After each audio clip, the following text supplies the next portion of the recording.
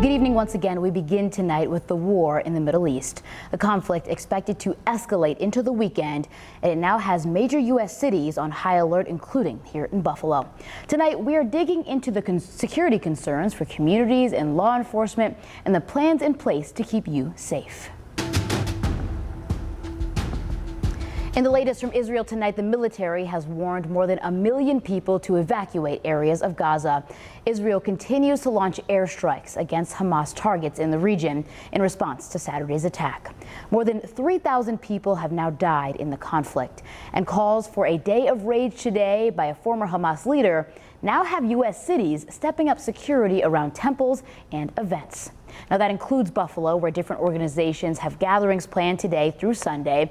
Now, to help you understand these issues, you'll hear from people from both the Palestinian and Jewish communities about the impact of this violence. A group of University at Buffalo students led a rally for the Palestinian community in Niagara Square this afternoon. We spoke to one woman who feels support for people living through the conflict in the Middle East is not equal. She tells us she wants to see the same sympathy for Palestinians as people have shown for Israelis.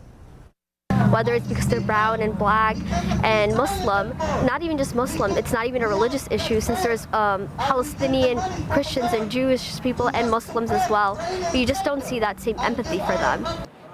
Members of Buffalo's Jewish community are planning their own rally in Niagara Square. That's Sunday at 3 p.m.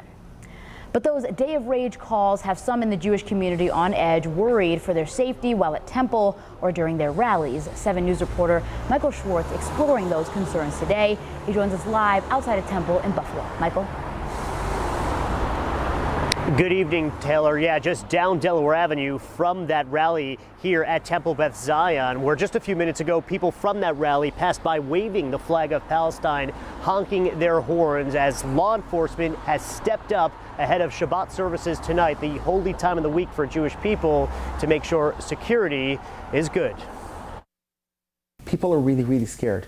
People are scared to leave their homes. Which is why law enforcement has stepped up across New York and right here in Buffalo. Friday afternoon, the Erie County Sheriff's Office and Buffalo Police SWAT parked outside Temple Beth Zion, the largest Jewish congregation in Western New York. Rabbi Mendy Labkowski of Chabad Center for Jewish Life in Buffalo tells me police were parked outside his center yesterday. Thank God, overall, we have amazing security here, and we have a very, in general, a very big sense of safety. For Rabbi Labkowski and Jews across the world, Friday starts the holy time of Shabbat. Friday is also the time a former Hamas leader called for a day of rage against Jewish people across the world. We have to be vigilant. We have to obviously be careful, not be negligent, and be aware of our surroundings.